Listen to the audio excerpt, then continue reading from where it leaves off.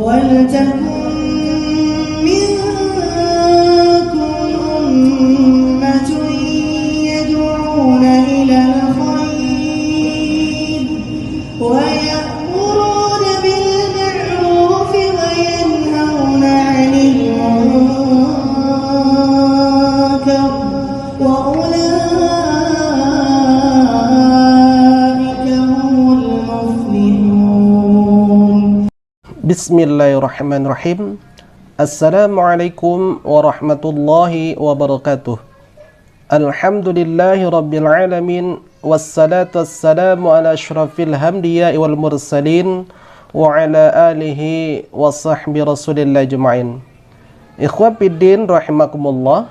Pada hari ini kita masih membuat video reaksi berkenaan sesuatu hal yang mesti kita luruskan, karena ini menyangkut hak umat, menyangkut hak keramaian, menyangkut akidah kita sebagai umat Islam. Adapun video yang kita reaksi adalah sebagai berikut ini. Jadi Dajjal itu berupa apa Ustaz sampai masuk? Makhluk sama makhluk. Jin juga? Ya mirip-mirip kayak jin aja. Cuma memang kan jin itu kan macam-macam, fungsinya juga macam-macam, kayak jin bumi nakut-nakutin, kemudian ya bikin kesurupan kan gitu. Kalau jin ifrit pengunci jenisnya. Jin ifrit itu jenisnya pengunci. Kemudian jin angkasa dia rata-rata enggak tidak banyak bicara, dia langsung merusak organ. Atom merusak. Ya, merusak organ lah, merusak atom, seperti itu. Yang membedakan antara jin dan Dajjal itu ada karakter atau spesifikasi khusus pada manusia itu Pak Ustadz, yang membedakan itu Pak Ustadz. Istilahnya jin itu ada dalam cengkraman Dajjal, dah itu aja. Jadi kalau jin dalam cengkraman Dajjal itu lebih kuasa, Dajjal itu lebih berkuasa. Jadi kalau orang itu punya ilmu kebal, nanti orang yang punya ilmu kebal ini dikuasai oleh Dajjal. Kalau dia sudah banyak kesalahan demi kesalahan atau dosa-dosa yang dia kerjakan, bisa saja jadi hambanya Dajjal. Ada pertanyaan di sana bahwasanya Dajjal ini seperti apa? Kok bisa merasuki tubuh manusia?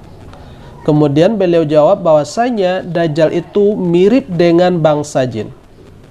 Ikhwatiddin rahimakumullah, sepengetahuan kita bahwasanya makhluk yang diciptakan oleh Allah Subhanahu wa taala yang mereka itu merupakan makhluk gaib adalah malaikat dan dari bangsa jin. Mungkinkah Dajjal bisa masuk ke dalam tubuh seseorang? Berdasarkan hadis Rasulullah sallallahu alaihi wasallam, Rasulullah mengatakan, "Inna syaitan yajri min bani Adam majra dam." Sesungguhnya syaitan mengalir dalam tubuh anak Adam melalui peredaran darah. Ikhwatiddin rahimakumullah, sudah jelas di sini bahwasanya yang mampu masuk ke dalam tubuh seseorang hanyalah syaitan. Sekali lagi, hanyalah syaitan dari bangsa jin. Jadi ketika ada pertanyaan bahwa Dajjal itu mirip dengan jin, maka sudah terjawab sudah dengan hadis ini. Tidak mungkin Dajjal bisa memasuki tubuh seseorang.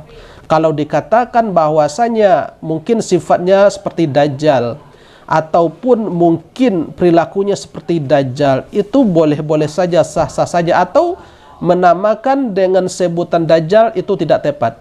Tetapi menurut hadis ini bahwasanya yang berada dalam tubuh seseorang itu adalah merupakan syaitan, kata Rasulullah SAW, bukan dari Dajjal. Sebab Dajjal adalah merupakan Bani Adam, keturunan Adam, dan ia tidak mampu dan tidak memiliki kepandaian untuk merasuki tubuh seseorang. Kemudian seperti yang beliau sampaikan bahwasanya juga jin itu, kalau jin bumi kerjanya adalah nakut-nakuti dan bikin kesurupan. Kemudian jin angkasa itu merusak tubuh seseorang, ataupun jin ifrit sifatnya adalah mengunci. Ikhwatiddin rahimakumullah, dari penyampaian beliau tidak ada keterangan kita dapatkan dari nas-nas yang ada. Dari mana beliau tahu bahwa adanya macam-macam jin yang mempunyai spesifikasi seperti yang beliau sebutkan? Kalau dikatakan bahwa jin bumi menakut-nakuti dan membuat kesurupan, sungguh di bumi ini banyak sekali bangsa jin, dan mana mereka itu ada jin Islam dan ada jin kafir, sebagaimana di dalam surah Al-Jin itu dijelaskan oleh Allah Subhanahu wa taala, minnas salihuna wa minna duna kunna tara'iqa qidada. Di antara kami ada jin yang soleh, kemudian ada juga jin yang menempuh jalan yang berbeda-beda, yakni ada beragama Nasrani, Majusi, sebagai macamnya. Ikhwan fillah rahimakumullah, kalau dikatakan bahwa jin bumi menyurupi dan menakut-nakuti manusia, itu tentunya ini menyalahi apa yang disampaikan oleh Allah Subhanahu wa taala yang seperti kita bacakan tadi. Sebab bagaimanapun jin itu memiliki agama layaknya kita manusia. Tentunya kita tidak bisa mensamaratakan mereka bahwa jin bumi ini bisa merasuki, tidak seperti itu. Dari mana beliau tahu spesifik seperti itu?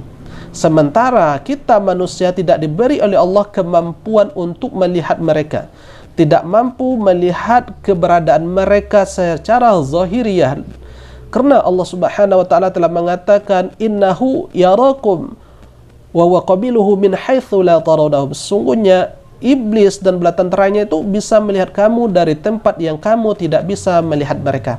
Jadi sudah jelas bahwa di sini kalau beliau mengatakan seperti itu harus ada nas yang menjelaskan, tidak bisa menerka-nerka. Bagaimanapun ini adalah menyangkut kepemahaman umat tentang akan keberadaan jin dan spesifikasinya, sementara tidak ada nas yang menjelaskan akan hal itu. Kemudian yang ketiga, kata beliau juga tadi bahwasanya Dajjal itu mencengkram yang namanya bangsa jin. Ikhwan fillah rahimakumullah, sekali lagi jangankan untuk mencengkram masuk ke dalam tubuh manusia, untuk merasuki manusia saja Dajjal tidak mampu. Dajjal tidak mampu merasuki tubuh manusia, apalagi mencengkram yang namanya bangsa jin. Ketahuilah ya ikhwah bahwasanya yang merasuki dalam tubuh seorang itu adalah bangsa jin, bukan dari Dajjal.